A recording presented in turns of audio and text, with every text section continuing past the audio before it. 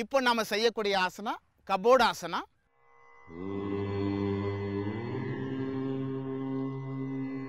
இப்போ நேராக நிமிர்ந்து அமர்ந்து கண்களை மூடுங்க.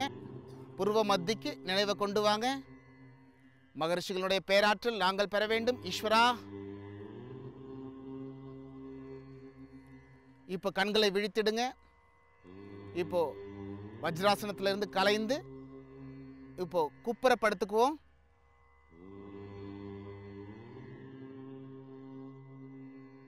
இப்போ இரண்டு கைகளையும் உடலுடைய பக்கவாட்டலுக்கு கொண்டு வந்து புஜங்காசன ஆசனாவை போல உடலை அப்படியே மெதுவாக தூக்குங்க.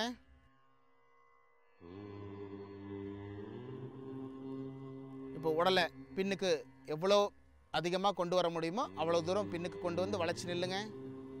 இப்போ மெதுவாக அதே போல் கால்கள் இரண்டையும் மடக்கி மெல்ல கால்கள் முழங்காலுக்கு மேலே தூக்குங்க.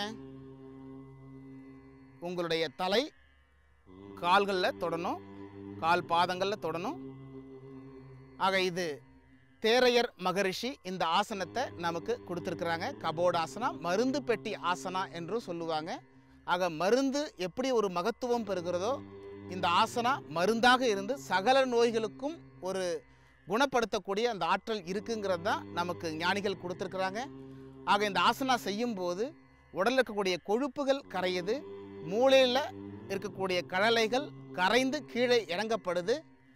இப்போ மெதுவாக ஆசனாவிலிருந்து கலைந்துடுங்க. மெதுவாக கால்களை இறக்குங்க, உடலை கீழே கொண்டு வாங்க. அப்படியே எழுந்திருச்சு வஜ்ராசனத்துக்கு வாங்க பார்ப்போம். கொழுப்பு கட்டிகள் நம்ம உடம்புல இருந்துச்சுனாக்கா ஆக நம்மளுடைய உயிரணுக்கள் கரையான் போல, வேண்டாத உயிரணுக்கள் கரையான் போல புற்றுநோயை உருவாக்கக்கூடிய அந்த தன்மையை உருவாக்கிடுது. ஒரு பாம்பு புத்து இருந்ததுனாக்கா அது எப்படி அந்த பாம்பு புற்றினுடைய உயரத்துக்கு வந்து தலையை எட்டி பார்க்குதோ அதே போல தான் உடலில் மையப்பகுதியில் இந்த புற்றுநோய் உருவானாலும் ஆக தலை வரையிலும் இந்த நோயின் அணுக்கள் ஊடுருவி மூளை வரலும் இந்த நோயை பரவக்கூடிய அந்த சந்தர்ப்பத்தை உருவாக்குவதை இந்த கபோடாசனா தடுத்து நிறுத்தி நாம் இந்த கபோடாசனாவை செய்து நாம் பயன்பெறுவோம். இப்போ அடுத்த ஆசனா ஏக ராஜ கபோடாசனாவை நாம் செய்வோமா?